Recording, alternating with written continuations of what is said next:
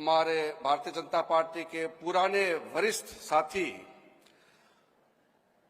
वरिष्ठ और वर्तमान में राष्ट्रीय कार्यकारिणी के सदस्य हैं रविंद्र चौहान जी को निर्विरोध महाराष्ट्र प्रदेश अध्यक्ष चुना गया है।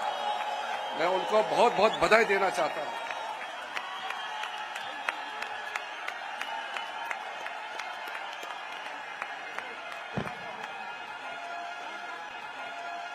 प्रशस्ती पत्रकाचं प्रदान केलं जात आहे।